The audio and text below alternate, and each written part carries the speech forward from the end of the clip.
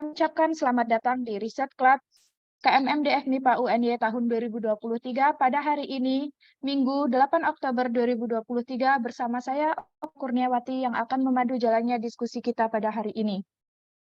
Baik, untuk sesi diskusi kita pada hari ini yang akan membahas tentang perspektif psikologi pendidikan dalam penelitian pembelajaran yang akan disampaikan oleh narasumber kita yang sangat luar biasa, yaitu Ibu Enda Retnawati, PhD.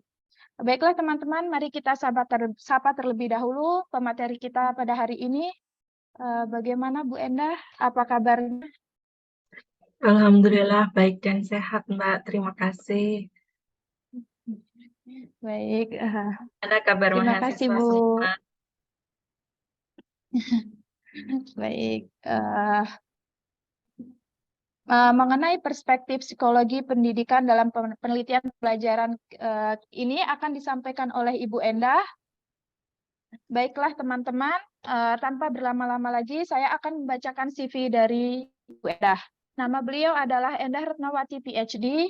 Beliau lahir di Kudus pada 28 Desember 1980. Beliau menyelesaikan pendidikan sarjananya di Universitas Negeri Yogyakarta pada tahun 2002 dan dilanjutkan dengan menyelesaikan pendidikan Master of Education-nya di University of New South Wales, Australia pada tahun 2008 dan dilanjutkan dengan menyelesaikan pendidikan Doctor of Philosophy-nya di Universitas yang sama pada tahun 2014. Beliau memulai karirnya di Universitas Negeri Yogyakarta dari tahun 2016 hingga saat ini pada Departemen Pendidikan Matematika. Beliau juga aktif di pelatihan profesional baik di dalam maupun di luar negeri. Beliau memiliki banyak produk bahan ajar dan juga hak kekayaan intelektual yang sangat luar biasa ya teman-teman. Beliau juga memiliki karya ilmiah yang sangat luar biasa. Beliau memiliki Scopus dengan H-index 7 dan Google Scholar dengan H-index 12. Beliau juga merupakan reviewer dari British Journal of Educational Psychology dan beliau juga merupakan reviewer dari Ethnomathematics Journal. Pada saat ini beliau menjabat sebagai koordinator dari program studi pendidikan matematika Universitas Negeri Yogyakarta sekaligus sebagai koordinator dari Jurnal FMIPA UNY. Baiklah, tanpa berlama-lama lagi teman-teman, di sini pada sesi pemaparan materi kami memberikan waktu 60 menit, dilanjutkan dengan sesi tanya jawab 30 menit. Silahkan teman-teman mengambil posisi ternyamannya dan menyalakan kameranya agar lebih fokus lagi dalam menerima ilmu yang akan disampaikan oleh Ibu Endah. Baik, selanjutnya kita akan memasuki pada sesi pemaparan materi. Kepada Ibu Endah, kami persilahkan. Terima kasih atas waktu dan kesempatan yang diberikan kepada saya. Izinkan untuk menyapa semuanya. Barangkali berkenan untuk membuka kameranya. Assalamualaikum warahmatullahi wabarakatuh. Selamat pagi semua. Waalaikumsalam warahmatullahi wabarakatuh. Selamat pagi. Salam sehat, salam semangat. Semoga mahasiswa yang menghadiri kegiatan ini adalah nantinya mahasiswa yang selesai tesis atau disertasinya tepat waktu. Amin. Yang tesis selesai 4 semester saja, yang disertasi selesai 6 semester saja. Amin. Kita berusaha sama-sama untuk memahami penelitian dalam hal ini yang diagendakan oleh KMMD.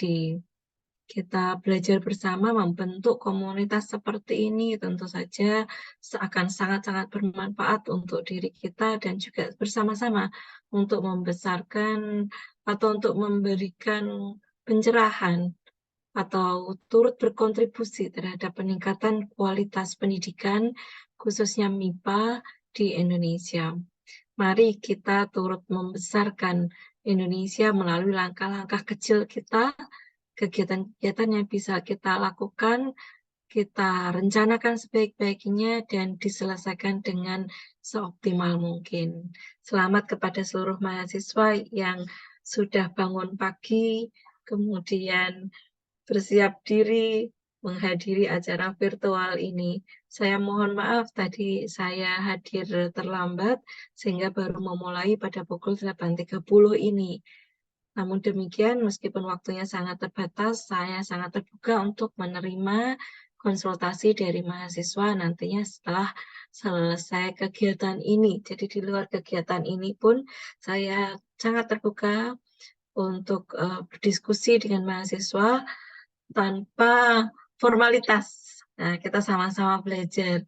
Saya Ibu Endah Retnowati, tadi sudah diperkenalkan, mahasiswa bimbingan tes saya. Kalau dihitung, untuk yang aktif semester ini ada sebanyak 10 orang. Ya, 10 orang yang semester ini yang aktif. Itu angkatan kemarin dan angkatan yang kemarinnya lagi.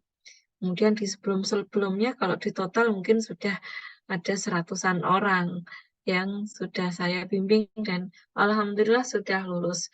Beberapa di antaranya lanjut bimbingan S2 dan juga S3 ataupun sudah selesai masalah pendidikan. Kita bentuk nama Cognitive Load Research. Silakan mahasiswa dari berbagai prodi jika mau ikut bergabung. Komunitas ini membahas penelitian-penelitian dari perspektif psikologi. Nah, penelitiannya tentu saja penelitian pembelajaran, karena kan bidang kita semua kan pembelajaran ya, khususnya yang di pendidikan MIPA ini. Penelitian-penelitian kita berfokus pada bagaimana mengoptimalkan pembelajaran. Nah, kita punya center nih, silahkan yang mau bergabung bisa nanti menghubungi saya untuk memperluas wawasan. Kita punya kegiatan mingguan yaitu Reading Club. Nah, itu tadi iklannya dulu ya. Saya mohon izin untuk share screen. Ada beberapa visual yang ingin saya tampilkan supaya membantu para audiens untuk memahami apa yang hendak saya sampaikan.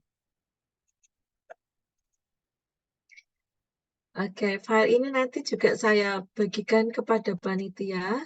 Bagi yang menghendaki nanti bisa menghubungi langsung kepada panitia tentunya. Oke, baik, yang sudah hadir di sini sebagai moderator adalah Mbak Okta Kurniawati. Terima kasih Mbak memoderatori kegiatan saya. Kita akan membahas perspektif psikologi pendidikan seperti tadi yang disampaikan dan sedikit pengantar yang tadi saya sampaikan juga.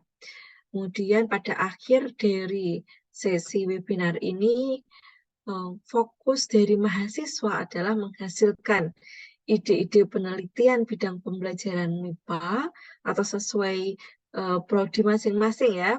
Ada matematika, kimia, sains, biologi. Silahkan nanti itu sebetulnya pada dasarnya kalau pembelajaran atau instructional science, ilmu tentang pembelajaran itu bisa menaungi MIPA secara bersama-sama meskipun tentu saja untuk kegiatan pembelajarannya menyesuaikan dengan kurikulum. Dan kurikulum saat ini untuk MIPA terpisah-pisah antara matematika dan bidang studi yang lain. Namun demikian, saat ini juga sedang berkembang yang disebut dengan isu literasi dan numerasi. Dalam isu ini, literasi dan numerasi, pembelajaran MIPA dapat dilaksanakan secara integratif, multidisipliner istilahnya, atau tematik secara bersama-sama. Yang fokusnya pada numerasi berarti lebih banyak menyadarkan atau mengembangkan pengetahuan siswa tentang kebermaknaan matematika dalam dunia sehari-hari. Literasi sains berarti bagaimana sains atau kegiatan saintifik juga mendasari berbagai aktivitas dalam kehidupan sehari-hari. Itu untuk literasi dan numerasi. ada juga satu bentuk integrasi dari MIPA, yaitu pembelajaran STEM.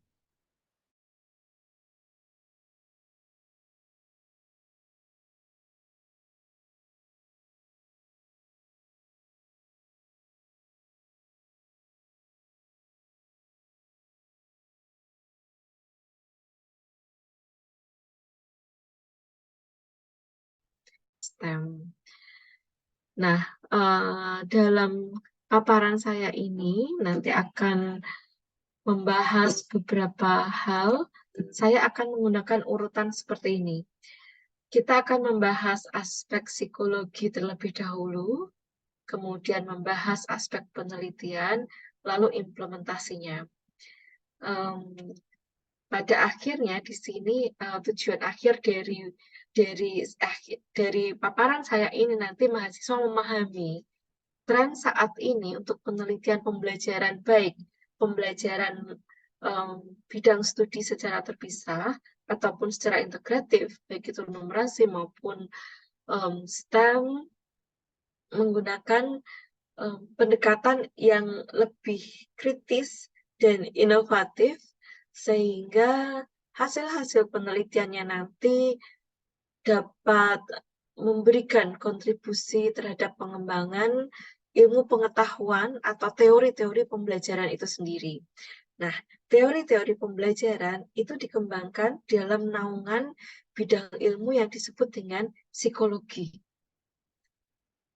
Jadi makanya dalam sesi ini saya ingin mengajak para audiens untuk membahas tentang psikologi terlebih dahulu, baik ruang lingkupnya dan mungkin nanti membahas beberapa contoh saja. Nah, untuk memahami bagaimana pelaksanaan penelitiannya, maka nanti kita perlu menyamakan persepsi terlebih dahulu tentang jenis-jenis metode penelitian, dan mungkin nanti ada beberapa contohnya. Dari situ nanti saya akan mengakhiri dengan rekomendasi tentang ide-ide penelitian dari perspektif psikologi ini.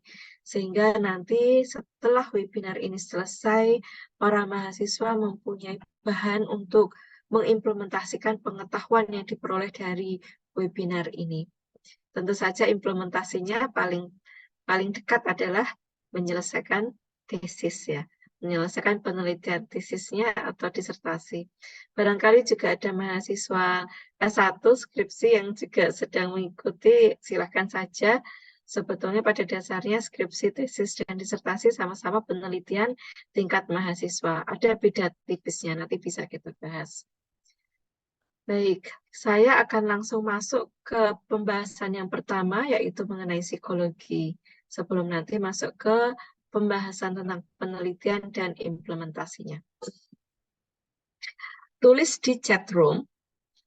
Jadi saya ingin berinteraksi langsung nih dengan para audiens, dengan para mahasiswa, punya akses dengan chat room ya. Dalam Zoom meeting ini silahkan pakai laptop jika sekarang gadget yang digunakan adalah komputer atau pakai HP, tulis di chat room. Kita brainstorming terlebih dahulu tentang psikologi. Oke. Pertanyaan saya adalah, psikologi adalah ilmu yang membahas tentang apa? Nah, coba diingat-ingat. Dari perkuliahan saya yakin sudah membahas hal ini. Coba kita ingat-ingat pemahaman mahasiswa tentang psikologi itu ilmu yang membahas tentang apa ya? Tuliskan di kolom chat. Tidak perlu panjang, singkat saja. Psikologi membahas tentang apa? Mengembangkan ilmu tentang apa? Saya akan membacakan isian di dalam chat.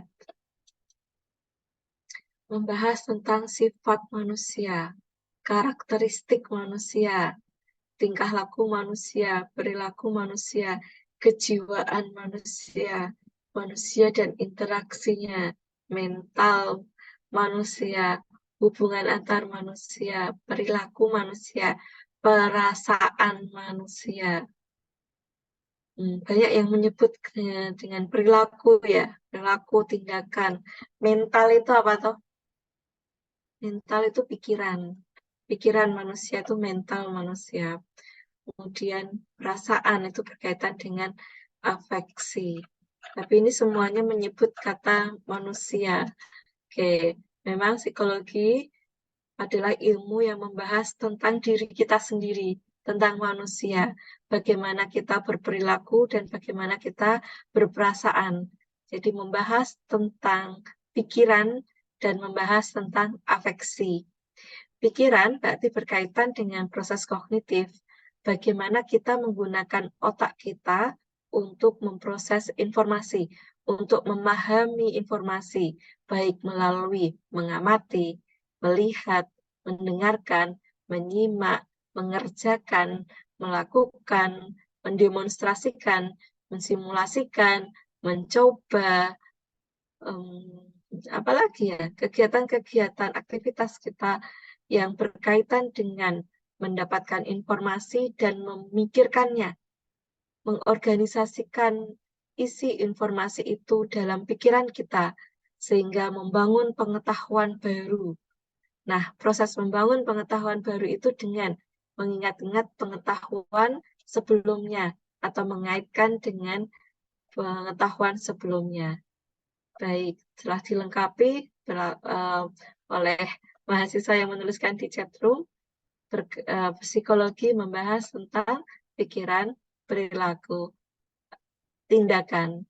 Nah, selain tentang pikiran, bahwa tindakan kita itu juga didorong oleh pikiran ya.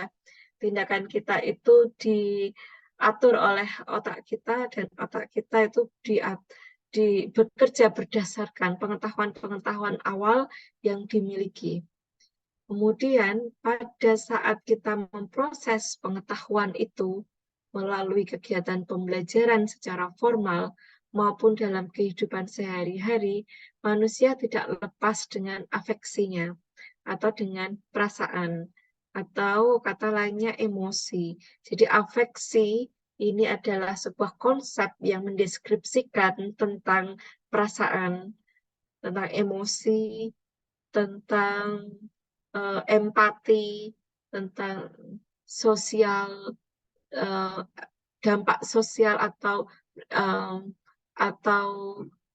perilaku sosial, mungkin bisa dideskripsikan dalam istilah motivasi, pengaturan diri, mood, kepercayaan diri, keberanian, efikasi, emosi, atribusi, atau asumsi terhadap diri, atribusi itu tadi ya, self attributions, bagaimana diri kita itu memberikan gambaran tentang diri kita sendiri, self attributions, dan banyak hal yang lain. Tentang sedih, senang, itu juga perasaan. Oke, nah, psikologi membahas tentang hal tersebut, termasuk juga membahas tentang potensi.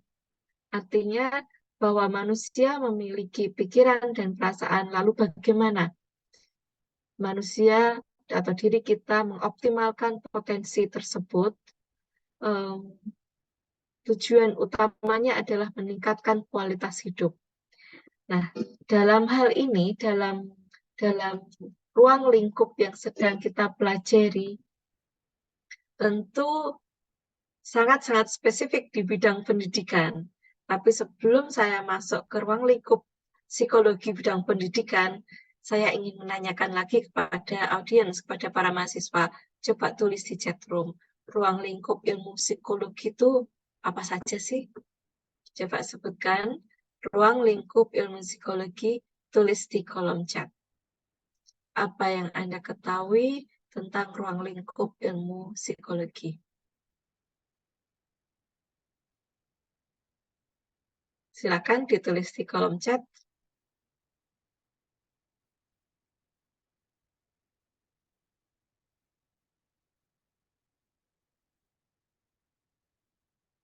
Apa saja ya ruang lingkup ilmu psikologi yang diketahui? Silakan ditulis ruang lingkupnya apa saja. Pengukuran sikap, apalagi manusia. kognisi, dan emosi. Nah, yang disebutkan ini tadi bukan ruang lingkupnya, tapi fokusnya. Oke, ini fokusnya. Fokusnya yang disebutkan ini. Ruang lingkupnya antara lain kelas, siswa, guru, sekolah, keluarga, organisasi, industri. Ini siapa lagi yang sebenarnya pengetahuan itu adalah fokusnya. Oke. Ruang lingkup ilmu psikologi bisa masuk ke pendidikan, pengajaran, pembelajaran, assessment. Itu ruang lingkupnya. Hubungan antar manusia, ruang lingkupnya antara lain kelas, sekolah, keluarga, organisasi, industri, kantor. Itu namanya ruang lingkup ilmu psikologi. Ada yang membahas tentang, ada yang fokus tentang kesejahteraan, pembelajaran, motivasi, perilaku, fokus pada pengetahuan neuroscience, itu fokusnya. Ruang lingkupnya itu tadi, yang saya sebut dengan ruang lingkup. Pendidikan, assessment, pembelajaran, hubungan antar manusia dalam keluarga, sekolah, kelas, kemudian organisasi, fokusnya bisa pada hasil belajar, pembelajaran, fokusnya pada perilaku setelah belajar, itu hasil belajar, dan seterusnya. Oke, bedakan antara ruang lingkup dengan fokus ya. Berikutnya, coba dijawab psikologi pendidikan, salah satu lingkup dalam ilmu psikologi pendidikan. Itu membahas tentang apa saja. Tulis di chat room, psikologi pendidikan membahas tentang apa saja. Silahkan. Membahas tentang siswa. Oke, siapa yang mau menjawab? Psikologi pendidikan membahas tentang apa saja. Perkembangan peserta didik, itu siswa tadi ya, Mas, tentang siswa, perkembangan siswa. Membahas juga tentang guru, membahas apa lagi? Proses belajar, membahas apa lagi? Penilaian, membahas apa lagi? Kecemasan, membahas apa lagi? Ya, coba dalam 5 menit bisa muncul berapa pembahasan dalam ruang lingkup yang sempit dalam pendidikan, psikologi pendidikan. Masalah yang muncul dalam interaksi di sekolah, mental siswa, masalah siswa, mental siswa itu berarti pikiran siswa ya, karakter, pengajaran dan evaluasi, tingkah laku. Apalagi silahkan motivasi, kecemasan, ya silahkan apalagi yang dibahas dalam psikologi pendidikan.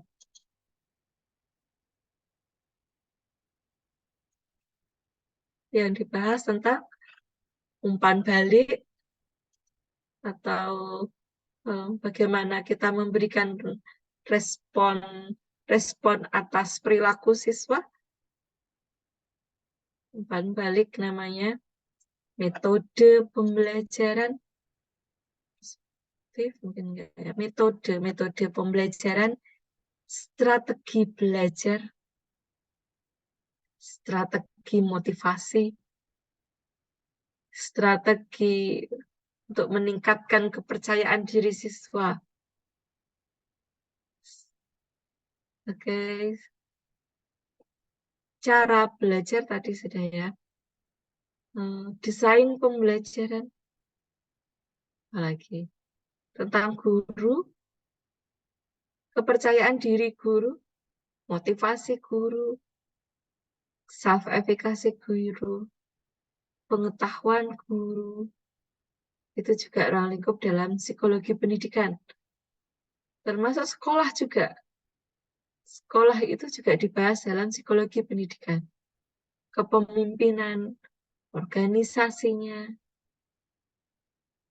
strukturnya, interaksinya, komunikasi, dan seterusnya. Itu adalah pembahasan dalam psikologi pendidikan. Berikutnya, kalau psikologi pembelajaran membahas tentang apa? Lebih sempit lagi dari psikologi pendidikan. Psikologi pembelajaran membahas tentang kegiatan pembelajaran itu melibatkan interaksi antara siswa dengan siswa, siswa dengan guru, kan? Ya, pembelajaran adalah sebuah aktivitas yang melibatkan siswa dan guru dalam rangka menyelesaikan tugas belajar tertentu. Itu pembelajaran. Maka yang terjadi di dalamnya karena tugas pembelajaran atau tujuan pembelajaran yang mau dicapai adalah maka dalam aktivitas tersebut guru merancang metode pembelajaran atau model pembelajaran, desain pembelajaran, strategi pembelajaran. Dalam hal pengembangan tersebut, maka guru perlu pengetahuan tentang bagaimana proses belajar itu terjadi, tentang motivasi, tentang siswa, berbagai aspek dalam pengembangan diri siswa, dan sebagainya. Itu psikologi pembelajaran. Lebih spesifik dari psikologi pendidikan. Di fokusnya psikologi pembelajaran, itu bagaimana mengoptimalkan kegiatan pembelajaran. Bagaimana kegiatan pembelajaran bisa meningkatkan atau meraih potensi yang dimiliki oleh tidak hanya siswa, tetapi juga guru. Sehingga sama-sama mencapai tujuan yang diharapkan. Oleh karena itu, kita bisa menggunakan fokus-fokus ini sebagai dasar untuk menentukan ide penelitian. Ya, jadi fokus-fokus dalam pembelajaran, dalam psikologi pembelajaran, itulah yang sebaiknya digunakan sebagai bahan atau ide-ide penelitian, supaya kita dapat mengoptimalkan pembelajaran. Karena psikologi pembelajaran atau adanya ilmu psikologi pembelajaran bertujuan untuk menyejahterakan siswa dan guru yang terlibat dalam pembelajaran. Sejahtera dalam hal ini artinya memenuhi standar minimal, baik standar minimal yang ditetapkan di kurikulum maupun standar minimal yang ditetapkan oleh sekolah secara ruang lingkup sempit, ya. Atau juga bisa sesuai standar minimal yang ditetapkan oleh capaian pembelajaran yang dirancang oleh guru di dalam kelas itu. Intinya adalah membuat kita sebagai bagian dari proses pembelajaran itu dapat melaksanakan tugas baik-baiknya. Dan tentu saja sebetulnya nyaman gitu kan. Psikologi itu kan ilmu yang tadi kalau dasar banget, kembali lagi ke yang di atas. Kan bagaimana kita memahami diri kita sendiri. Supaya kita dapat nyaman menyelesaikan tugas-tugas dalam kehidupan kita. Nah, ini kan kehidupannya adalah pembelajaran. Sehingga menjadi nyaman dan sejahtera dalam melaksanakan pembelajaran itu. Sehingga kualitas hidup menjadi lebih optimal. Itu psikologi pembelajaran. Lalu siapa yang perlu mempelajari psikologi pendidikan dan psikologi pembelajaran? Tentu saja guru dan calon guru, termasuk juga para pemerhati pendidikan, perlu mempelajari psikologi ini supaya tahu betul hasil-hasil penelitian yang sudah ada, khususnya apa saja faktor yang mendukung pembelajaran dan bagaimana kita menerapkannya dalam kehidupan sehari-hari. Siapa saja yang terlibat dalam proses pendidikan itu atau kegiatan pembelajaran, itulah yang perlu mempelajari tentang psikologi. Dalam psikologi pembelajaran menjelaskan, kalau lebih spesifik saya tuliskan di sini, menjelaskan tentang aspek guru, aspek siswa, dan aspek sekolah. Ada 3 aspek ini. Guru berkaitan dengan bagaimana strategi dan atau desain pembelajaran dapat dimaksimalkan. Artinya, dapat diterapkan sehingga mencapai tujuan pembelajaran. Sesuai dengan kebutuhan siswa kan ya, di mana kebutuhan siswa itu kan mencapai tujuan pembelajaran. Tapi siswa memiliki karakteristik dalam proses kognitif dan karakteristik afektifnya selama belajar. Sehingga strategi atau desain pembelajaran perlu menyesuaikan dengan kebutuhan siswa karena siswa memiliki karakteristik kognitif dan afektif masing-masing. Namun demikian, guru juga manusia ya. Maka psikologi pembelajaran itu juga perlu memperhatikan afeksi guru sebagai fasilitator pembelajaran. Guru perlu motivasi, guru perlu pengetahuan, sehingga yakin atau percaya diri dalam melaksanakan tugasnya sebagai fasilitator pembelajaran. Oleh karena itu, psikologi pembelajaran perlu dapat menjelaskan. Di hasil-hasil penelitian psikologi pembelajaran perlu dapat menjelaskan juga bagaimana kurikulum diimplementasikan. Nah, kurikulum itu tidak hanya sequence kegiatan atau urutan atau rangkaian kegiatan pembelajaran, rangkaian kegiatan belajar, berarti rangkaian kegiatan untuk memperoleh pengetahuan dan menggunakan pengetahuan itu, tetapi juga assessment. Kita tahu tugas untuk mengimplementasikan kurikulum sebagai rangkaian kegiatan pembelajaran dan adanya assessment juga mempengaruhi afeksi guru. Tidak hanya afeksi siswa, afeksi guru. Kita sering mendengar bahwa guru merasa tidak nyaman dengan adanya perankingan. Ada nggak guru yang tidak nyaman dengan perankingan ya?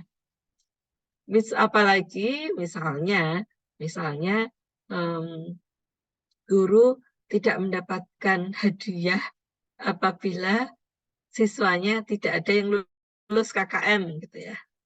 Atau guru mungkin dialihfungsikan jika siswanya tidak bisa memenuhi kriteria minimal pencapaian tujuan pembelajaran. Masih ada yang seperti itu. Itu praktek behavioristik ya.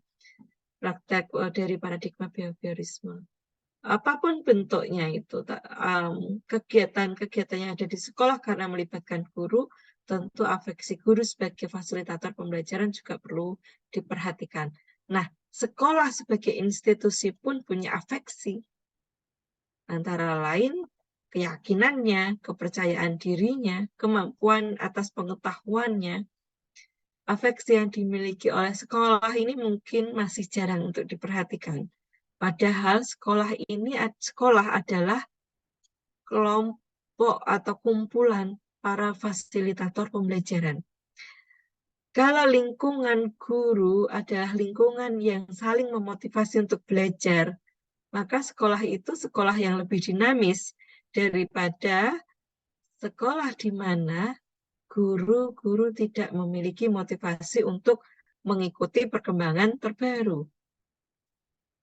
Efikasi guru atau keyakinan guru akan kemampuannya untuk melaksanakan pembelajaran sesuai dengan tujuan saat ini juga dipengaruhi oleh lingkungannya, bagaimana guru-guru lainnya. Maka dari itu psikologi pembelajaran juga perlu dapat menjelaskan bagaimana sekolah atau kelompok guru bersama-sama meningkatkan kualitas strategi pembelajaran yang sesuai dengan proses kognitif dan faktor afektif yang dimiliki oleh siswa dalam belajar. Maka ide-ide penelitian pembelajaran tidak lupa untuk memperhatikan faktor-faktor ini. Berikutnya, mengapa psikologi pembelajaran? Karena psikologi pembelajaran dapat menjelaskan fenomena pembelajaran atau terjadinya pembelajaran atau mengapa sebuah pembelajaran itu baik atau kurang baik, atau dapat menjelaskan mengapa metode, strategi, atau desain pembelajaran tertentu dapat efektif atau tidak efektif. Kenapa ada siswa yang mengalami kesulitan belajar, ada siswa yang tidak mengalami kesulitan belajar. Mengapa ada siswa yang sangat trauma dengan pembelajaran, sehingga takut, cemas, dan berubah-ubah emosinya dengan cepat. Mengapa ada siswa yang pikirannya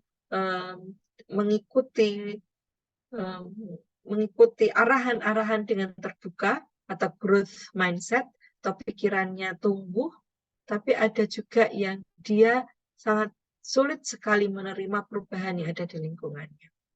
Psikologi pembelajaran dapat menjelaskan fenomena-fenomena itu melalui berbagai macam teori-teori belajar. Nah, teori-teori belajar itu berkembang dari masa ke masa. Berubah terus, nggak ada teori yang tetap.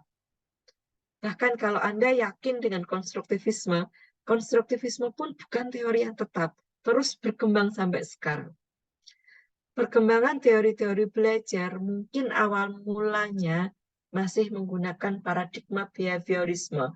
Yang saya maksud dengan awal mula ini adalah 1000 tahun yang lalu.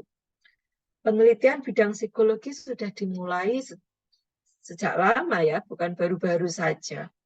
Ribuan tahun yang lalu. Mungkin awalnya dari para filsuf seperti Aristoteles, Plato, Pythagoras. Kemudian lahirlah para psikolog yang memisahkan antara filsafat dengan implementasi pembelajaran dalam dunia nyata. Kemudian lahirlah paradigma-paradigma pendidikan. Awal mulanya teori-teori belajar memang dikembangkan dalam paradigma behaviorisme, karena pada waktu itu penelitian-penelitian psikologi yang dilakukan menggunakan percobaan-percobaannya menggunakan hewan. Masih ingat nggak dengan teorinya? Skinner, Thorndike, Pavlov, dan lain-lain. Mereka menggunakan kucing, anjing, tikus dalam penelitian-penelitian tentang tindakan, tentang perilaku. Mereka menemukan bahwa sebuah makhluk hidup memberikan respon itu karena ada stimulus.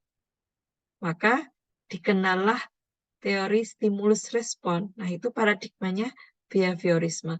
Dan diterapkan dalam dunia sekolah waktu itu, mungkin paling sampai sekarang pun kita masih terasa sisa-sisanya, sisa-sisa dari paradigma behavioristik.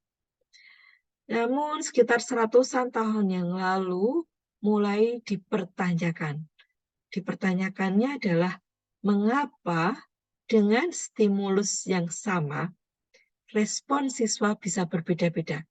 Contoh stimulus adalah perintah guru. Penjelasan guru, itu stimulus. Masih ingat nggak, belajar di sekolah kan kita menerima penjelasan dari guru. Kan stimulus.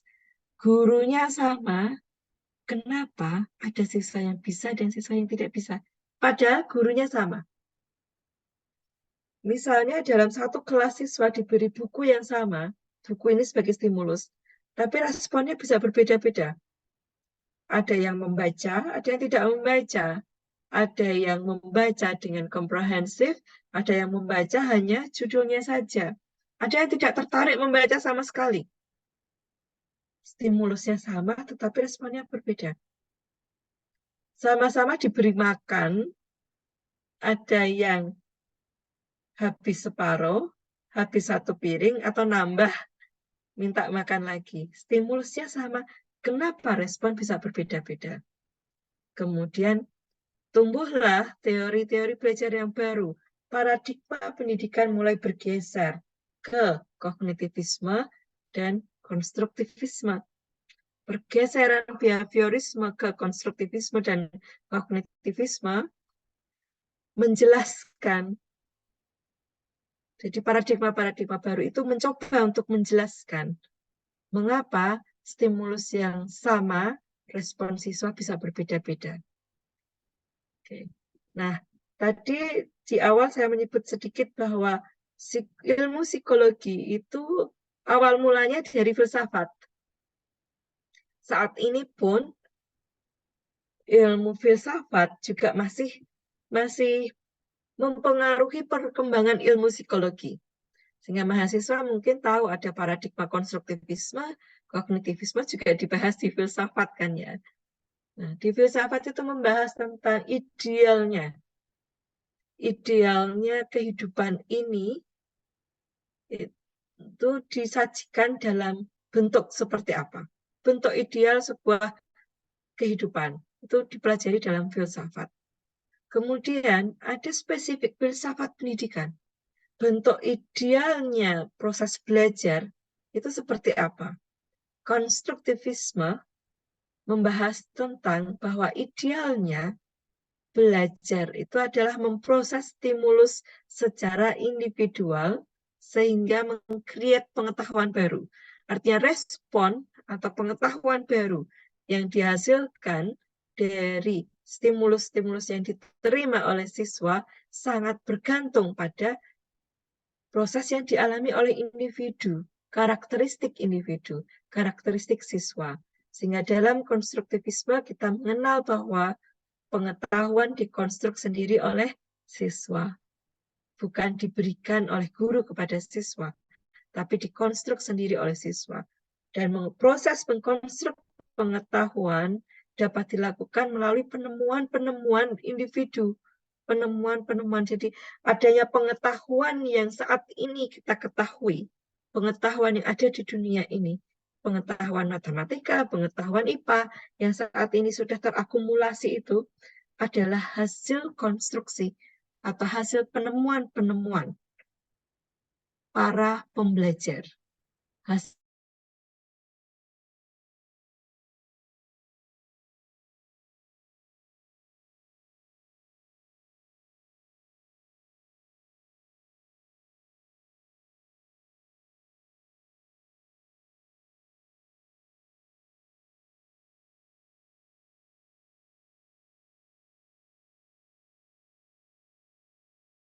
Belajar itu kalau siswa melakukan penemuan. Namun demikian ternyata tidak semua siswa dapat melakukan penemuan sendiri. Toh pengetahuannya itu sudah ada, sudah ditemukan. Yang namanya penemuan berarti ada kebaruan, ada hasil yang diperoleh yang berbeda dari sebelumnya. Artinya ada modifikasi atau ada inovasi dari pengetahuan yang sudah ada. Hal tersebut ternyata sulit dilakukan dan kognitivisme menjelaskan bahwa proses konstruksi pengetahuan memerlukan proses kognitif. Proses kognitif sifatnya juga individual, tetapi penemuan itu akan lebih efektif terjadi atau proses belajar itu akan lebih efektif terjadi apabila siswa punya tujuan membangun pengetahuan tertentu. Jadi kalau konstruktivisme penemuannya penemuan hal-hal yang baru, tapi kalau kognitivisme menjelaskan bagaimana mempelajari pengetahuan yang sudah ada. Pengetahuan, misalkan pengetahuan tentang teorema Pythagoras, itu kan sudah ada. Bagaimana menggunakan teorema Pythagoras dalam menyelesaikan masalah luas. Nah, Itu kan berarti siswa membangun pengetahuan baru tentang pengetahuan yang sudah ada yang dipelajari oleh para ahli terdahulu, sehingga siswa mengembangkan kemampuan belajar, mengembangkan proses kognitif. Itu yang dipelajari di kognitivisme. Paradigma pendidikan terus bergerak, terus berubah, terus diteorikan oleh para peneliti-peneliti. Tujuannya apa? Memberikan penjelasan lebih detail. Jadi behaviorisme dijelaskan oleh konstruktivisme, konstruktivisme dijelaskan oleh kognitivisme, lalu ada socio-konstruktivism, ada socio-kognitivism, terus bergerak paradigma pendidikan secara dinamis, bergerak maju. Supaya apa? Supaya kita sebagai unsur-unsur dalam pendidikan menjadi lebih jelas, menjadi lebih optimal, menjadi lebih paham tentang bagaimana melaksanakan pendidikan yang lebih baik. Oleh karena itu, untuk melaksanakan penelitian dengan tujuan kita dapat mencapai hasil pembelajaran yang baik, maka kita perlu menguasai teori-teori pembelajaran yang sudah ada. Penguasaan tentang teori-teori ini, berbagai paradigma dalam pendidikan, akan dapat mengarahkan kita pada penelitian-penelitian yang inovatif. Artinya penemuan-penemuan yang baru. Artinya ada proses konstruktivisme, ada proses discovery. Karena penelitian itu proses belajar menemukan. Sehingga perlu ada sesuatu yang memuat kebaruan, inovasi. Kalau tidak ada kebaruan, maka penelitian itu memiliki kebermanfaatan yang kurang, sayang sekali. Pemahaman tentang paradigma pendidikan yang dijelaskan dalam ilmu psikologi pembelajaran sangat penting menjadi modal dasar kita untuk mengembangkan penelitian-penelitian pembelajaran.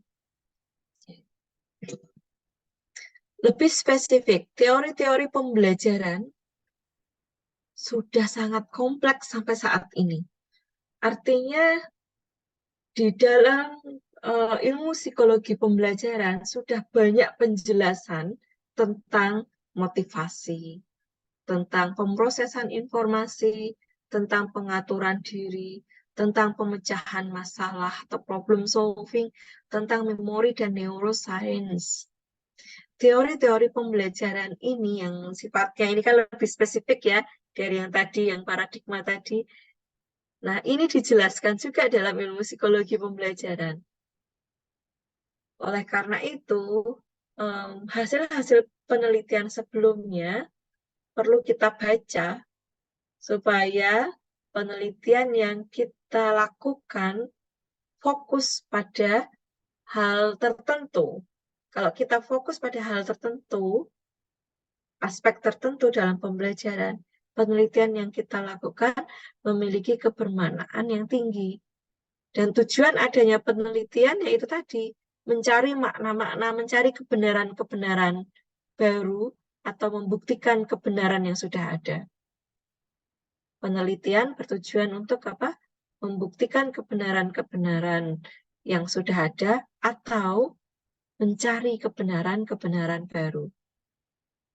Oleh karena itu, untuk tujuan yang pertama, membuktikan kebenaran-kebenaran yang sudah ada, kita perlu tahu tentang motivasi misalkan, karena kita paham motivasi ini salah satu konsep sangat mendasar dalam pembelajaran. Motivasi ini sudah diteorikan oleh banyak ahli dan sudah memiliki banyak sekali hal-hal baru. Hal-hal yang lebih spesifik dari motivasi. Maka dari itu mungkin mahasiswa pernah mendengar, kok menelitinya tentang motivasi itu kan sudah sangat mendasar sekali. Telitilah hal yang lebih spesifik dari motivasi. Karena akumulasi dari teori motivasi sampai saat ini sudah sangat banyak, sudah sangat spesifik. Baca juga tentang pengaturan diri. Tadi ditulis di kolom chat kan, mahasiswa banyak yang menulis di kolom chat bahwa psikologi itu tentang perilaku. pengaturan diri. Belajar itu juga proses pengaturan diri.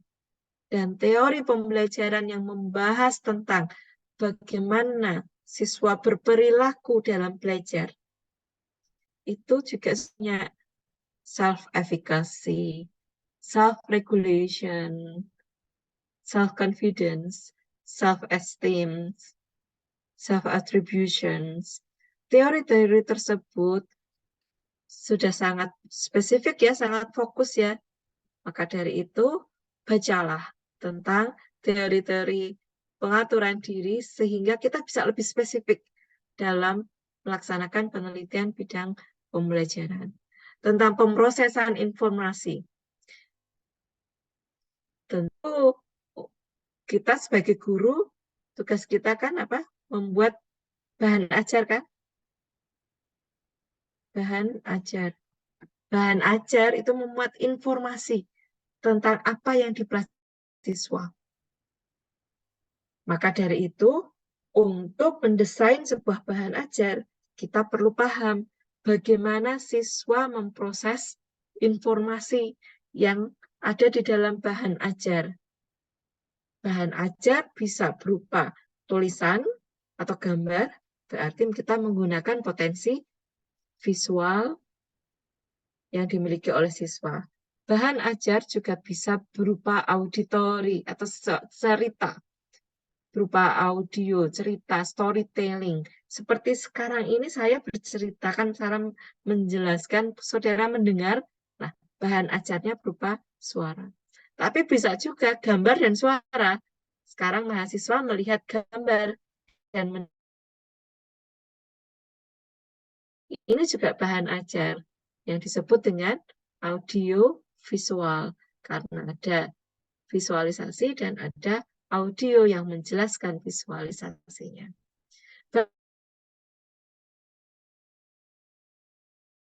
Menggunakan alat, entah alat peraga, entah itu kegiatan laboratorium, entah itu mengilustrasikan, membuat gambar, menjelaskan gambar, melakukan sesuatu. Itu namanya potensi kinestetik. Bahan ajar perlu kita sajikan secara bervariasi. Tidak hanya visual, tidak hanya auditori, tetapi kinestetik. Regardless, siswa sukanya yang mana. Namanya siswa, artinya dia masih tumbuh kembang. Sehingga perlu mendapatkan atau perlu mendapatkan kesempatan untuk belajar memproses informasi dari berbagai sumber supaya semua potensi dalam otaknya baik yang sensori dari sensori memori yang mengolah informasi berupa bacaan atau yang dilihat berarti dalam bentuk visual maupun yang didengar dalam bentuk audio maupun yang dilakukan berarti dalam bentuk taktiks atau kinestetik. Itu bagaimana pemrosesan informasi itu terjadi juga dipelajari dalam teori belajar dan perlu kita refleksikan dalam hal kita membuat bahan ajar.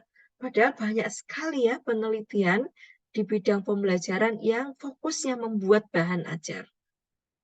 Maka dari itu kita perlu paham bagaimana siswa berpikir dengan membaca, dengan mendengar, dengan melakukan sesuai bahan ajar yang disajikan.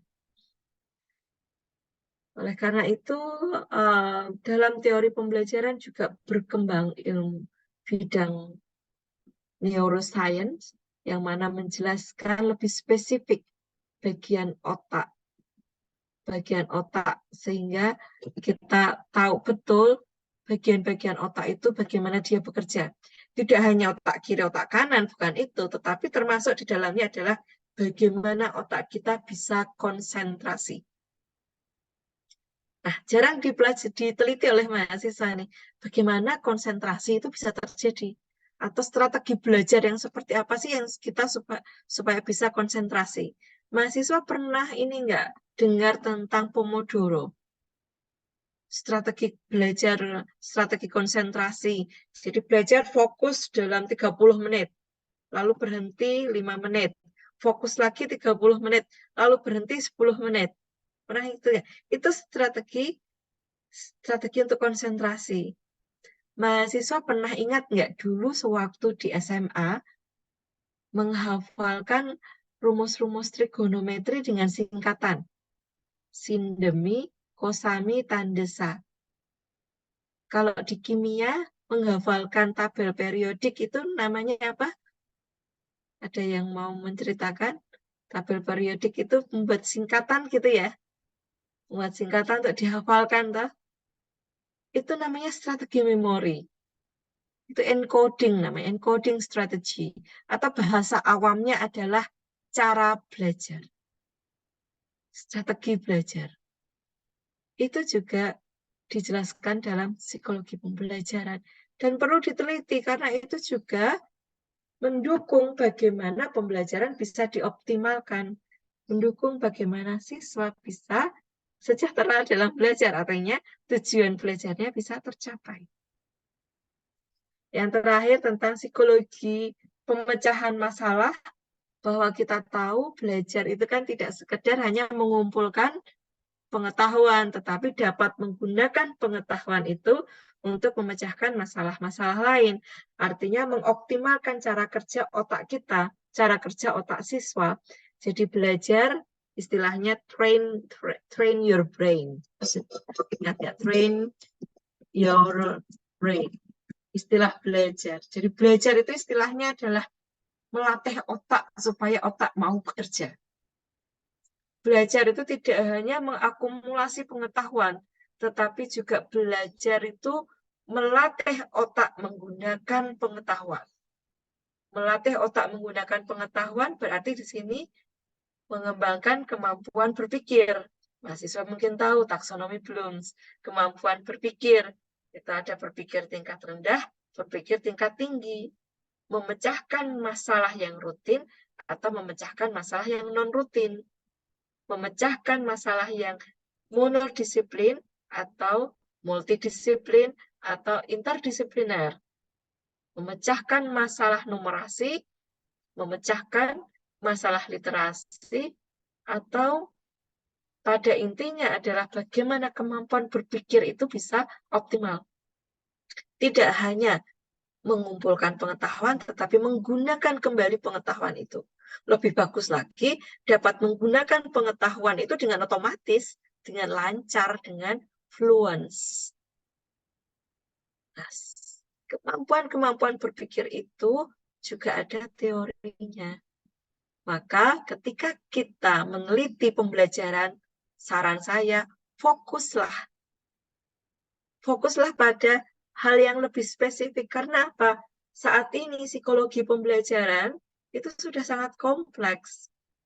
Kalau semuanya diteliti secara bersama-sama, penelitian kita mungkin malah terlalu permukaan.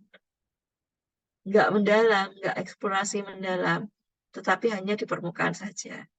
Fokuslah pada hal-hal spesifik yang sudah dijelaskan pada teori-teori pembelajaran. Berikutnya, setelah tadi membahas tentang psikologi, sekarang saya beralih ke pembahasan kedua, yaitu tentang penelitian. Jenis-jenis penelitian, coba dibaca dulu di layar. Kalau ada pertanyaan jenis penelitian itu apa saja? Kok menjawabnya eksperimen, studi kasus. Nah, itu artinya jenis penelitian ditinjau dari apa ini? Desainnya. Kalau ada yang bertanya, kok kalian menjawab jenis penelitian itu ya kuantitatif atau kualitatif, berarti jenis penelitian yang ditinjau dari metodenya. Bentar, saya coba pakai pen kok nggak bisa. Coba dibaca. Jenis penelitian, kalau kita menjawabnya jenis penelitian itu adalah positivistik, maka kita sedang meninjau jenis penelitian itu dari paradigmanya. Jadi kalau ada pertanyaan, jenis penelitian kamu apa? Jenis penelitianku pengembangan tapi eksperimen. Siapa yang pernah bilang kayak gitu? Jenis penelitianku pengembangan tapi eksperimen. Oke, coba sekarang disempurnakan lagi cara menyebutnya. Ditinjau dari tujuannya, jenis penelitian saya adalah membuktikan menggunakan metode kuantitatif dengan paradigma positivistik dan desainnya adalah eksperimen. Itu. Coba mulai dari sekarang sempurnakan ketika mendapat pertanyaan, jenis penelitian kamu apa? Ditinjau dari apa pertanyaannya? Ditinjau dari paradigmanya, penelitian saya interpretif atau naturalistik. Sehingga saya membuat desain etnografi. Jadi jenis penelitian kamu apa? Ditinjau dari desainnya, jenis penelitian saya adalah etnografi. Karena saya menggunakan paradigma naturalistik, gitu ya. Sehingga metodenya adalah kualitatif. Jadi eksperimen, studi kasus, grounded theory itu adalah desainnya. Maka ada buku yang ditulis oleh Creswell, Research Design, gitu kan? Research Design. Maka itu artinya desain penelitian. Maka isi bukunya membahas tentang eksperimen, survei, dan seterusnya. Okay. Studi kasus, etnografi, action research, grounded theory. Tapi biasanya sebelum masuk ke desain research, itu membahas dulu paradigmanya. Metode ini berkaitan dengan teknik analisis datanya. Kalau tujuan ini berkaitan dengan dampak yang diberikan dari hasil penelitian. Jadi jenis penelitian dapat ditinjau dari tujuan, dapat ditinjau dari metode. Metode itu nanti berarti ada konsekuensi terhadap analisis datanya. Ditinjau dari paradigmanya, berarti cara berpikirnya. Jadi cara memahami situasi sosialnya, pembelajaran kan situasi sosial ya. Cara memahami situasi sosial atau cara menemukan atau cara membangun pengetahuan baru atau teori baru, cara menyajikan hasil penelitiannya, cara membahas penelitiannya, itu paradigma. Dengan positivistik, interpretif, atau critical theory, atau mixed methods. Okay. Kemudian atau jenis penelitian ditinjau dari desainnya, berarti membahas langkah-langkah penelitian. Jadi desain ini membahas tentang langkah-langkah penelitiannya. Paradigma membahas tentang bagaimana social situation is constructed. Jadi bagaimana kita menyajikan situasi sosial dalam penelitian kita, baik dalam merumuskan masalah, dalam mencari solusinya, dalam membahas hasilnya. Itu paradigma. Ditinjau dari metode, berarti kita membahas tentang analisis datanya nanti. Jadi pengumpulan datanya kalau kuantitatif berarti objectivism. Karena paradigmanya positivistik, realism. Harus objektif, berarti pakai tes. Atau kalau pakai angket, maka angketnya yang punya ukuran-ukuran tertentu. Pasti. Gitu kan, kuantitatif. Maka teknik analisis datanya statistik. Inferensial. Maka konsekuensi logisnya adalah ada hipotesis. Oke, itu ditinjau dari metodenya. Metodenya boleh juga memilih kualitatif. Metodenya kualitatif berarti data yang dikumpulkan bebas. Boleh angka? Boleh. Data kualitatif juga bisa berupa angka numerik. Dan kemudian nantinya untuk menjelaskan data-data numerik itu dengan membuat kategori-kategori atau dikategorisasikan menjadi rendah, sedang, tinggi. Itu metode kualitatif. Tentu saja metode kualitatif karena paradigmanya interpretif, maka juga menggunakan pengumpulan data berupa wawancara, pengamatan, studi dokumentasi, dan seterusnya. Mixed method, maka menggunakan keduanya. Tapi desainnya juga ada ya, mixed method. Ya asal keduanya dipakai. Tapi ada desainnya, artinya ada langkah-langkahnya. Bisa sequential, bisa embedded gitu ya. Nah, ditinjau dari tujuannya ini yang paling menarik, yang ingin saya bahas dengan mahasiswa kali ini. Tujuan dari penelitian itu bisa memaparkan atau mendeskripsikan atau mengeksplorasi. Mengungkapkan dalam bentuk deskripsi-deskripsi. Untuk memaparkan. Bisa juga membuktikan, artinya sudah ada kebenaran. Bisa juga asumsi atau hipotesis, lalu dibuktikan. Membuktikan itu bisa kuantitatif, bisa kualitatif. Tentu saja itu kembali pada kemampuan para peneliti. Mau kuantitatif atau kualitatif itu kembali ke kemampuan peneliti. Kalau menurut saya kualitatif itu lebih cocoknya untuk peneliti ahli, bukan peneliti pemula. Mohon maaf, mahasiswa S2 dan S3 masih masuk kategori belajar meneliti, sehingga peneliti pemula. Sebetulnya kalau yang saya pahami dari referensi yang saya baca, penelitian kualitatif lebih cocoknya untuk peneliti yang sudah mempunyai pengetahuan yang detail atau komprehensif atau dari banyak perspektif. Karena instrumen utama dalam penelitian kualitatif adalah penelitinya. Kalau penelitinya nggak canggih, ya hasil penelitiannya nggak canggih juga. Kemudian, apalagi kalau tujuan dari penelitiannya adalah untuk membuktikan melalui proses grounded theory, kan? Untuk membuktikan kalau instrumennya, orangnya, penelitinya nggak canggih, ya gimana mau membuktikan? Kemudian tujuan penelitian juga dapat mengevaluasi, artinya membandingkan dengan standar tertentu, atau merumuskan kebijakan, merumuskan sebuah konsep baru.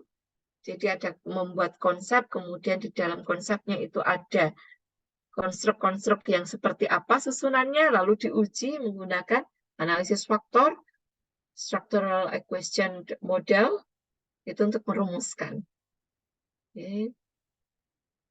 Kemudian merumuskan juga bisa merumuskan kebijakan, rumusan bisa berupa penelitian dengan metode kuantitatif maupun kualitatif ya, atau mixed methods. Kemudian dengan tujuan mengembangkan ini nih, yang mahasiswa itu saya kira perlu mempertajam pemahamannya tentang apa sih tujuan penelitian yang disebut dengan bertujuan untuk mengembangkan.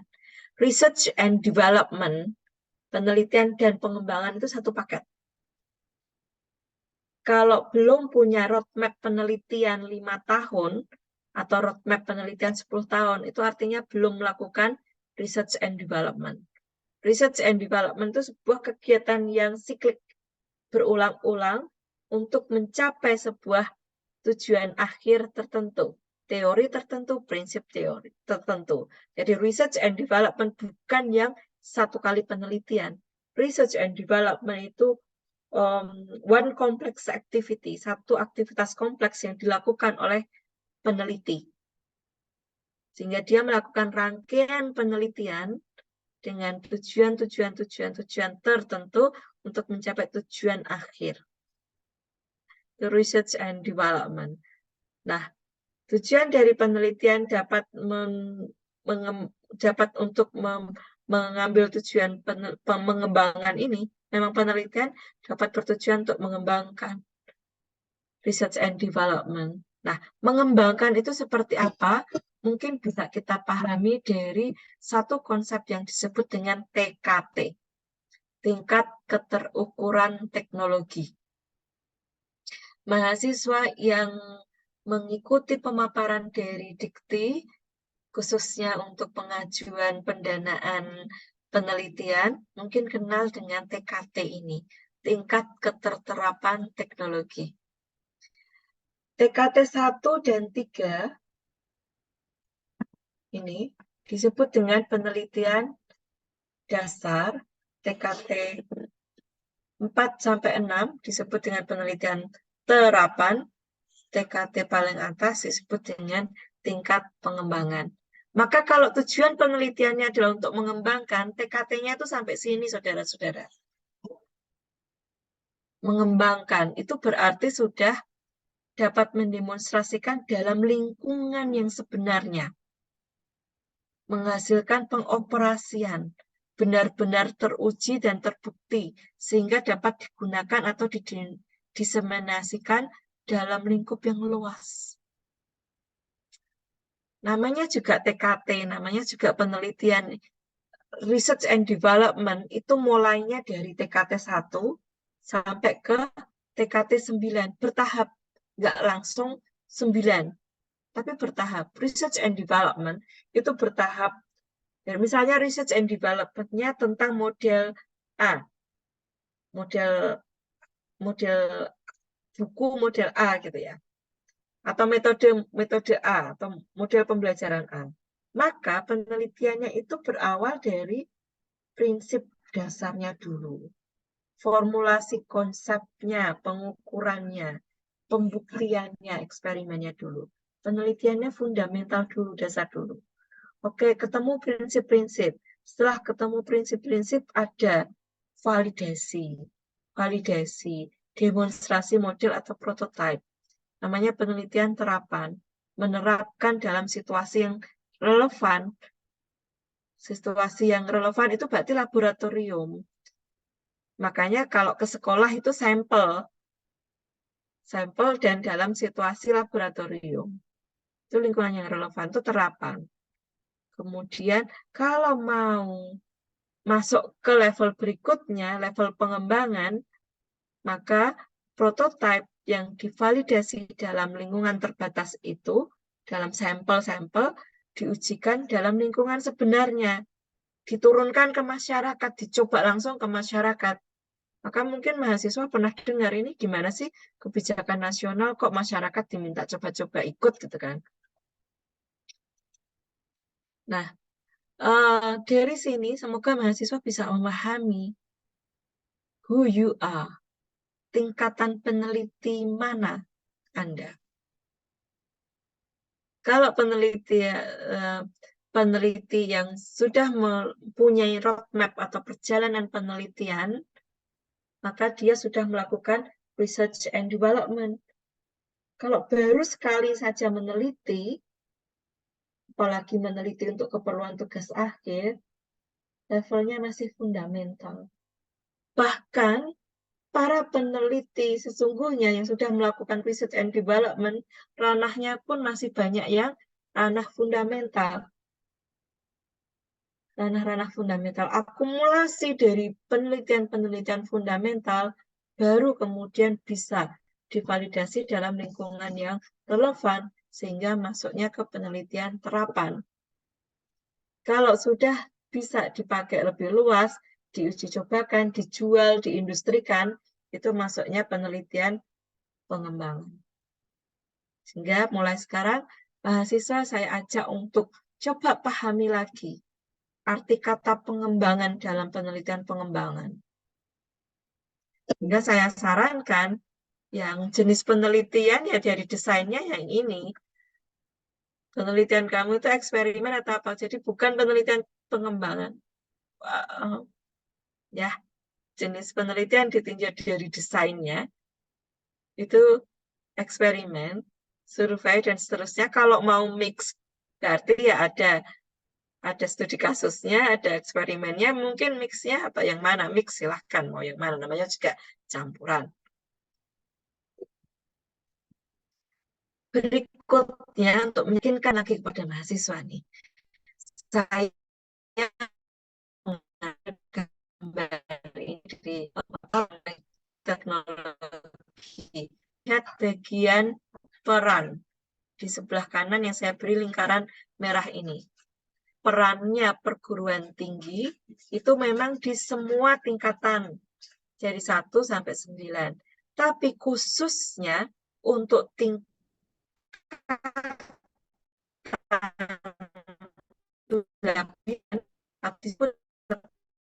itu ranahnya industri. Sehingga kalau mau riset pengembangan, maka layaknya riset pengembangan itu bekerja sama dengan industri.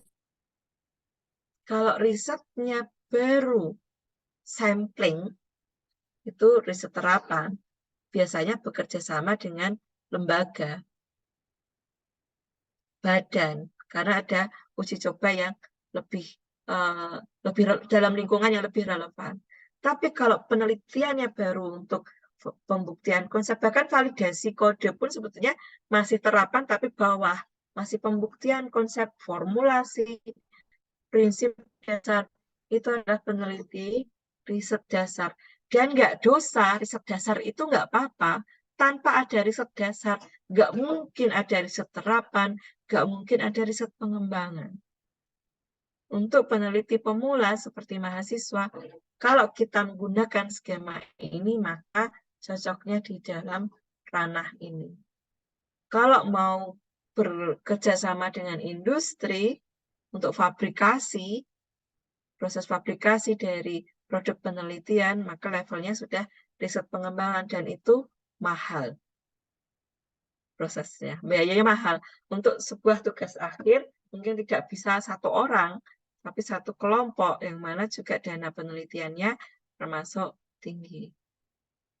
Mungkin bisa disadari dari sini, mudah-mudahan untuk yang kemarin-kemarin membuat penelitian seperti itu dari contoh-contoh yang sudah ada ya. Kemudian ini juga lagi ada penjelasan tentang jenis penelitian ditinjau dari TKT. Di sebelah kanan ada URL-nya. Ini ada sebuah artikel yang menjelaskan tentang TKT, bahwa penelitian dasar tentang kesiapan level 3 itu masih titik pengetahuan 1. Titik pengetahuan kedua levelnya sudah naik lagi, titik pengetahuan 3 levelnya sudah mendekati produksi. Jadi yang tentang kesiapan teknologi itu yang TKT 1-3. Kematangan desain, namanya juga kematangan desain. Itu kan berarti sudah melakukan penelitiannya berkali-kali, bukan hanya satu kali. Dan di bidang yang sama loh, di model yang sama, berkali-kali. Itu level kematangan desain itu penelitian terapan, dan manufacturing, fabrications, itu berarti sudah di penelitian pengembangan. Sehingga yang disebut dengan penelitian pengembangan itu levelnya sini. Memang paling canggih karena langsung bisa dipakai oleh masyarakat. Tapi tanpa ada penelitian fundamental, penelitian terapan, penelitian pengembangan nggak ada. Dengan kata lain, kalau belum pernah penelitian fundamental, nggak cocok mau masuk ke penelitian pengembangan. Oke, coba nanti pahami lagi ya tentang tingkat keterterapan teknologi untuk memperjelas posisi penelitian yang dilakukan. Contoh penelitian yang mungkin ada seperti ini. Efektivitas BL dan pelajaran matematika ditinjau dari motivasi dan kemampuan pemecahan masalah. Biasanya penelitian yang seperti ini apa yang dilakukan? Mahasiswa membuat RPP dan LKPD, gitu kan? Atau ya membuat sebuah metode lah, gitu kan? Lalu dipraktekkan di sekolah. Metodenya ini sudah sesuai dengan langkah-langkah pembelajaran yang di buku teori pembelajaran. Ada 5 langkah gitu katanya kalau PBL. Jadi sudah membuat RPP dengan 5 langkah itu. Lalu diberi tes motivasi, tes pemecahan masalah misalnya. Lalu terbukti. Kritik saya terhadap penelitian seperti ini adalah, pertama, tidak ada kebaruan. Karena apa? Kalau langkah-langkah pembelajarannya itu sudah ada, artinya itu sudah dibuktikan. Beda materi, Bu. Makanya jelaskan apa perbedaan materinya. Jadi fokus pembelajarannya, fokus penelitian pembelajarannya, bukan pada PBL-nya, tapi pada karakteristik materinya jadinya. Oke, jadi kalau yang masih menemui judul seperti ini, tapi dulu sudah lulus atau sudah jadi tesis, ya dimaafkan ya. Tapi kita kan mengkritisi terus dan menerus supaya teori itu berkembang. Seperti tadi saya sampaikan, bahkan behaviorisme pun berkembang terus kan, sampai sekarang konstruktivisme, kognitivisme, sosial konstruktivisme, itu berkembang terus. Sehingga tidak masalah kalau kita melakukan sesuatu yang mengembangkan yang sudah ada. Justru itu yang dilakukan. Supaya kesejahteraan manusia semakin meningkat. Contoh kesejahteraan manusia semakin meningkat adalah kita tidak bingung dalam melakukan praktek pembelajaran. Kalau masih bingung dalam melakukan praktek pembelajaran, misalnya bingung lah, ini teori dengan praktek kok beda. Hasilnya kata teori bagus, setelah dipraktekkan ternyata sulit. Itu membuat nggak sejahtera. Galau itu nggak sejahtera. Kalau masih galau berarti nggak sejahtera. Kemudian penelitian-penelitian yang dilakukan mahasiswa yang modelnya seperti ini biasanya tidak ada validitas proses. Artinya tidak lengkap dan tidak teliti. PBL-nya itu dibuatnya dengan cara bagaimana? Nah, cara membuat metode pembelajaran atau cara membuat desain pembelajaran, cara membuat instrumen pembelajaran, kita bisa menggunakan langkah-langkah pengembangan desain pembelajaran ADDIE atau yang lain serupa dengan ADDIE. ADDIE itu bukan metode pembelajaran. Itu adalah metode untuk mengembangkan instrumen, mengembangkan metode, mengembangkan desain, mengembangkan produk pendidikan. Bukan metode penelitian, tapi metode mengembangkan produk pendidikan.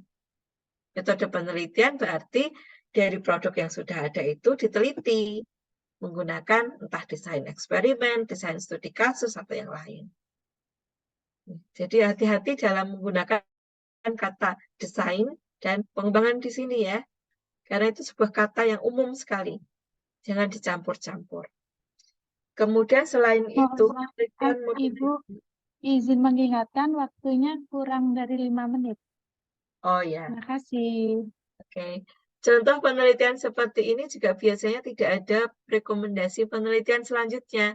Karena kan sudah terbukti efektif gitu, bahwa PBL efektif dibandingkan ini, bahwa PBL efektif ditinjau dari ini. That's it. So what? So what-nya nggak ketemu. Jadi saya sarankan mahasiswa tidak mengulang lagi penelitian-penelitian model seperti ini. Berikutnya contoh lain lagi adalah pengembangan media. Misalkan medianya saya beri nama OY. Dalam pembelajaran matematika berbasis saintifik dan seterusnya. Mahasiswa tiba-tiba aja membuat medianya. Ya di latar belakang masalah ya ada sih cerita media adalah gitu kan. Pembelajaran adalah ada ceritanya, tapi tiba-tiba membuat medianya. Bahwa di dalam medianya itu ada video, ada gambar, ada diagram, ada perintah, ada kunci jawaban, itu semua nggak dijelaskan. Kenapa ada kunci jawaban? Kenapa ada videonya? Kenapa ada gambarnya? Kenapa pakai gambar kartun, nggak gambar orang langsung? Kenapa pakai musik klasik, nggak pakai musik lokal, dangdut? Kenapa videonya berwarna? Kenapa videonya ada scrollnya? Kenapa ada menu-menunya di dalam video dan seterusnya? Nggak dijelaskan. Tiba-tiba aja membuat. Artinya membuatnya itu tanpa teori sebetulnya. Kemudian dilanjutkan dengan tahap validasi ahli, validasi media, dan skor kepraktisan dari siswa tiba-tiba aja layak kesimpulannya. Tapi so what? Media yang saya buat sudah layak. So what? Mau dijual? Mau kita beli? So what-nya? Dipakai di sekolah, pakainya gimana? Di mana barangnya? Next to-do-nya apa? Penelitian selanjutnya apa?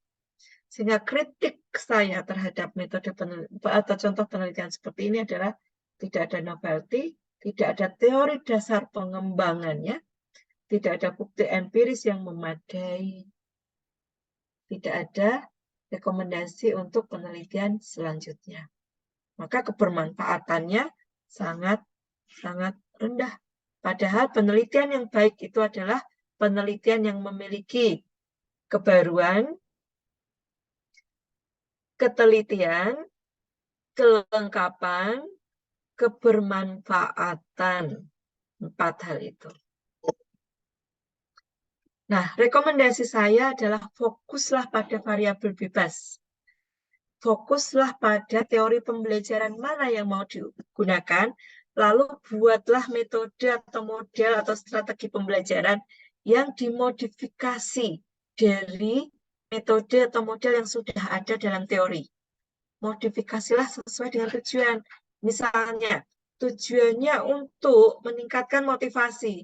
Lalu bagian mana di dalam metode pembelajaran yang diubah sehingga motivasi siswa bisa naik. Tujuan pembelajarannya untuk membantu siswa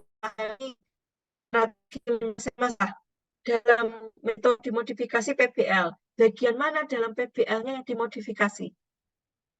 Nah, yang diteliti yang bagian dimodifikasi itu. Bukan untuk membuat nama baru, bukan. Tetapi untuk memperjelas metode yang sudah ada supaya lebih implementatif sesuai tujuan atau hasil belajar yang ditetapkan. Sehingga istilah saya adalah backward design. Kita bekerja terbalik. Kalau tujuannya adalah, tujuan belajar yang ingin dicapai adalah meningkat self-efficacy. Lalu modifikasi bahan ajarnya. Yang mana yang perlu dimodifikasi sehingga muncul self-efficacy. Baca dari teorinya. Lalu buktikan. Bandingkan dengan yang tidak dimodifikasi. Kelas kontrolnya. Itu kalau mau pakai eksperimen. Pilih metode penelitian yang tepat. Tetapi dalam psikologi, yang banyak dipakai, yang direkomendasikan adalah penelitian yang terkontrol. Sehingga ada kelas eksperimen, yaitu kelas yang memuat modifikasi bahan ajar, dan kelas kontrol, kelas yang asli menggunakan metode dalam teorinya. Ini yang ingin saya sampaikan, mudah-mudahan ada hal yang bermanfaat. Saya ucapkan selamat meneliti kepada seluruh mahasiswa. Semoga yang hadir sampai akhir, dari awal sampai akhir ini, adalah mahasiswa yang dapat menyelesaikan tugas akhir skripsinya dengan baik, dengan memuaskan, dan tepat waktu. Saya mohon maaf sekali lagi atas penggunaan waktu yang agak berlebihan. Saya tutup PowerPoint saya. Terima kasih sekali lagi. Wassalamualaikum warahmatullahi wabarakatuh. Waalaikumsalam warahmatullahi wabarakatuh. Warahmatullahi wabarakatuh. Baik, teman-teman, kita memasuki pada sesi tanya-jawab. Saya persilahkan dulu kepada dua penanya. Silakan untuk raise hand dan open mic. Silakan. Baik, kepada Mbak Widya dipersilahkan. Oke, terima kasih untuk kesempatannya. Ibu, di sini saya ingin menanyakan, kalau misalnya kita ingin meneliti efektivitas dari pengembangan e-modul yang kita buat, instrumen pendukung untuk menunjukkan efektivitas itu apakah hanya dalam bentuk soal atau bisa dalam bentuk yang lainnya, Bu? Itu aja, Bu, pertanyaannya. Terima kasih, Bu. Ya, sama-sama Widya. Oke, untuk menentukan teknik pengumpulan data, maka peneliti memilih desain pembelajarannya, desain penelitiannya apa. Tadi kan metode jenis penelitian ditinjau dari metode ada kuantitatif, kualitatif, dan mixed method. Ya kan? Kalau peneliti menetapkan pakai kuantitatif, maka desain penelitiannya eksperimen. Maka instrumennya sifatnya aktivisme, karena paradigma penelitian yang dipakai adalah aktivisme, sehingga tes atau angkat. Boleh juga e-modul itu diteliti menggunakan pendekatan atau paradigma interpretif, naturalistik, sehingga metode penelitiannya kualitatif. Desainnya silahkan pilih, mau pakai studi kasus, etnografi, action research, atau grounded theory. Maka alat untuk mengumpulkan datanya menyesuaikan.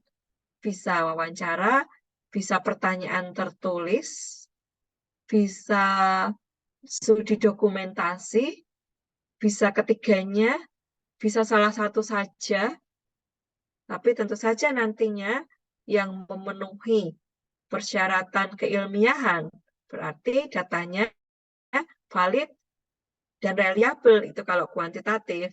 Tapi kalau kualitatif, berarti datanya memenuhi aspek dependabilitas, konfirmabilitas, sehingga dapat ditransferkan karena sudah memenuhi proses yang dikatakan ilmiah. Nah, sudah ilmiah atau belum itu sesuai dengan desain yang dipilih, dan masing-masing desain itu punya karakteristik. Desain itu akan menggambarkan langkah-langkah pengumpulan data. Masing-masing punya cara sendiri, dan tentu saja kita sebagai peneliti taat asasnya itu jika dari awal memilihnya adalah metode kualitatif, maka ke belakang ya metode kualitatif juga, mulai dari instrumen pengambilan datanya, analisis datanya. Jadi paradigmanya itu ke dalam pikiran kita, cara berpikir tujuan penelitian dengan cara interpretatif kalau kualitatif. Kalau dari awal peneliti mau mempraktekkan, maka kita harus objektif. Ada hipotesis, ada alat ukur yang valid, reliable untuk menyelesaikan tujuan penelitian secara singkat. Baik, mohon maaf Ibu, masih ada satu penanya.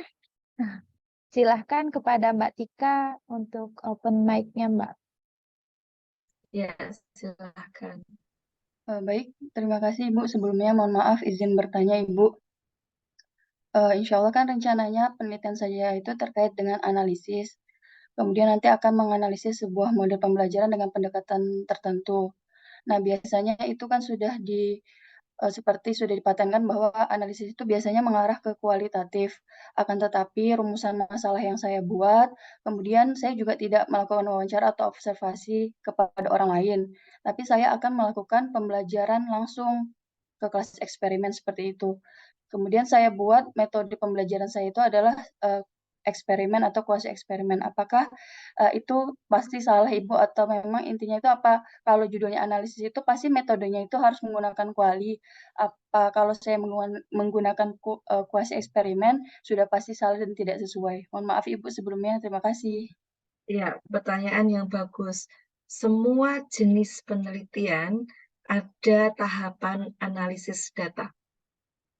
Sehingga analisis itu pasti ada, baik di kuantitatif maupun di kualitatif. Memang ada kebiasaan dalam menyajikan judul penelitian. Untuk penelitian yang eksperimen, biasanya kalau di UNY ini ada kata efektivitas atau pengaruh. Tuh. Ya tetap meskipun eksperimen ada analisisnya di dalamnya, nggak mungkin nggak, analisis datanya pasti ada. Sehingga bukan berarti kalau judulnya tidak ada analisis, maka di dalamnya tidak ada analisis data, nggak ada, tetap ada analisis data. Nah, judul-judul penelitian yang biasanya ditulis dengan kata analisis, misalnya analisis kemampuan pemecahan masalah siswa, itu sebetulnya penelitian studi kasus. Karena ada kasus siswa yang belajar dengan metode tertentu, lalu hasil belajarnya dalam bentuk dokumentasi dianalisis. Analisisnya secara kualitatif, karena dikategorikan, ditemakan, oh ternyata rendah, sedang, tertinggi itu dikategorikan namanya. Itu kualitatif. Kalau kualitatif, maka perlu ada triangulasi data, sehingga datanya nggak cukup hanya dari itu saja. Tapi itu proses analisis. Sebetulnya desain penelitiannya adalah studi kasus. Jadi jenis penelitiannya ditinjau dari desain itu studi kasus sebetulnya. Dan tujuan penelitiannya adalah memaparkan atau mendeskripsikan. Di dalamnya ada analisis, iya ada analisisnya. Nggak mungkin tidak ada analisisnya. Tapi ada memang kebiasaan-kebiasaan di universitas atau di komunitas tertentu dalam menyajikan judul penelitian. Oke, nah tentang boleh atau tidaknya itu mengikuti panduan penelitian. Di dalam panduan penelitian biasanya ada panduan tentang bagaimana penulisan judul. Apakah penulisan judul memuat metode penelitiannya atau tidak. Umumnya, proposal penelitian atau laporan penelitian di dalam judul memuat metode penelitian yang dipakai, atau desain penelitian yang dipakai, atau jenis penelitian yang dipakai. Umumnya untuk laporan penelitian. Tesis, disertasi, skripsi itu termasuk laporan penelitian.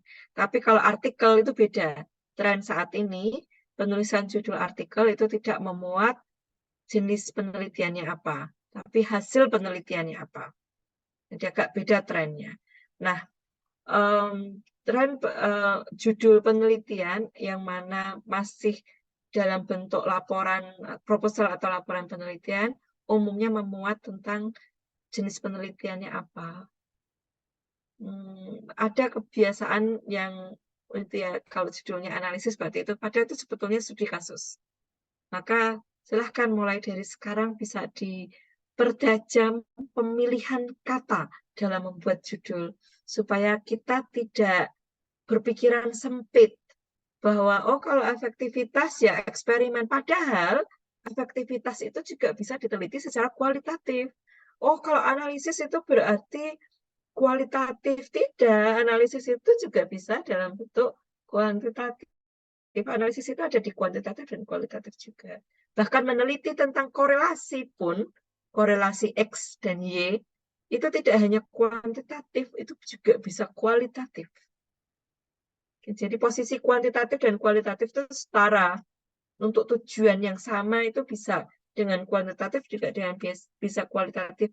Hanya desainnya yang berbeda, langkah-langkahnya yang berbeda. Mengapa langkah-langkahnya berbeda? Karena paradigmanya berbeda, mindset-nya berbeda. Kalau mindset kita berbeda itu ya cara melakukan sesuatunya kan berbeda. Itu ya. Oke, semoga sudah dapat menjawab pertanyaannya dan selamat berjuang untuk menjelaskan apa yang diinginkan untuk diteliti kepada teman-teman sekelasnya atau kepada dosen pembimbingnya juga ya. Ya, insya Allah adanya dosen pembimbing itu untuk membimbing mahasiswa. Jadi kalau ada pertanyaan atau ada keraguan-keraguan justru tanyakan kepada dosen pembimbingnya. Atau boleh juga tanya ke saya, tapi saya akan menjawab dari perspektif pengetahuan yang saya miliki, bukan dalam rangka untuk membimbing atau mempengaruhi mungkin ya. Oke, di kolom chat ada Zazia Aslam dari Pakistan. I speak in Indonesian all the times. I hope you understand my Indonesian. I hope you understand bahasa Indonesia and you already speak bahasa Indonesia fluently. I don't mind to speak with you the other time if you want to have explanation in English, says Ya Aslam.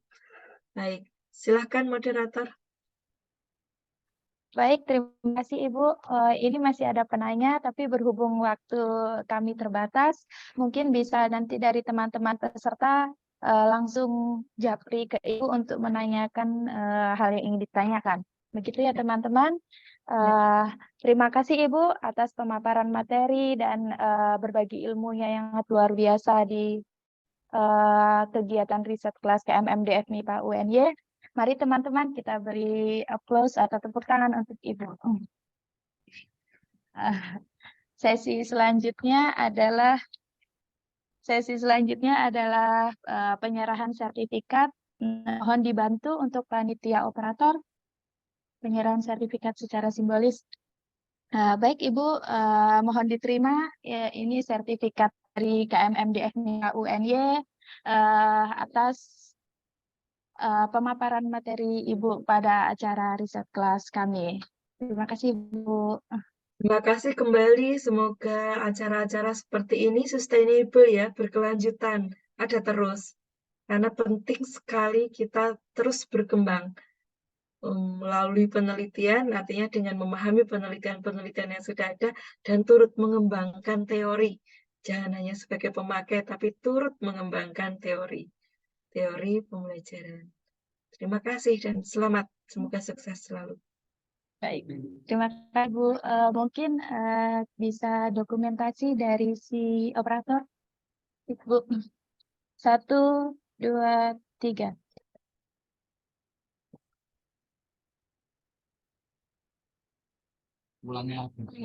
Coba. eh, oh, 1 kali lagi. Mohon maaf Bu. Ya, Ya, nggak apa-apa. dokumentasi semuanya ya. Yuk, yang belum on cam, teman-teman bisa on cam untuk kita dokumentasi. Slide pertama, 1, 2, 3. Slide selanjutnya, 1, 2, 3. Lagi, 1, 2, 3. Selanjutnya, 1, 2, 3. Set. Oke, terima kasih. Baik, untuk acara riset kelas pada pagi hari ini telah berakhir. Saya ucapkan terima kasih banyak kepada narasumber dan kepada peserta yang sudah bersemangat dan antusias untuk mengikuti acara pada hari ini. Baiklah teman-teman, marilah kita memulai menulis, karena menulis itu tidak susah, yang susah adalah untuk memulainya. Dan menulis itu merupakan hal yang di mana kita bisa belajar dan mengajar sekaligus. Baik, kita semangat untuk kita semuanya. Nah, saya selaku moderator pamit undur diri. Mohon maaf apabila terdapat banyak kesalahan. Akhiri, wassalamualaikum warahmatullahi wabarakatuh. Waalaikumsalam warahmatullahi wabarakatuh. Saya izin live. Izin, Bu. Terima kasih. Terima kasih, Bu. Baik, terima kasih saya- banyak. Baik, terima kepada kasih MC. banyak moderator pada hari ini. Bagaimana tadi teman-teman atas penyampaian materi yang pertama? Luar biasa bukan? Oke. Nanti kita akan ada lagi materi yang kedua sebentar lagi. Jadi mungkin kepada teman-teman bisa renggangkan dulu pinggangnya, ambil minumnya untuk kita membuat materi yang kedua.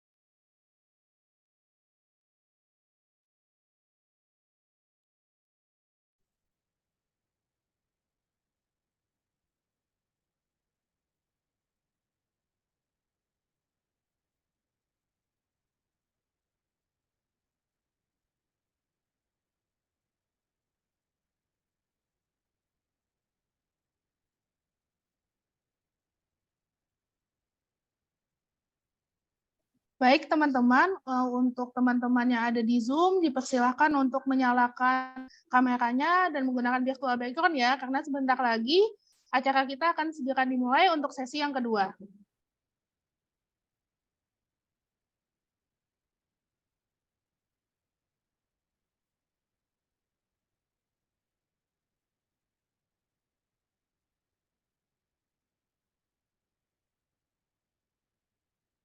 Baik, di kolom chat sudah ada presensi untuk sesi kedua hari ini. Jadi sesi kedua hari ini kita akan membahas terkait analisis quest, Pascal, dan geometrik yang akan disampaikan oleh Bapak Dr. Supahar MSI dan akan dipandu oleh moderator kedua kita. Moderator kedua kita adalah Saudara Fajrin Arifa, SPD. Langsung kita serahkan kepada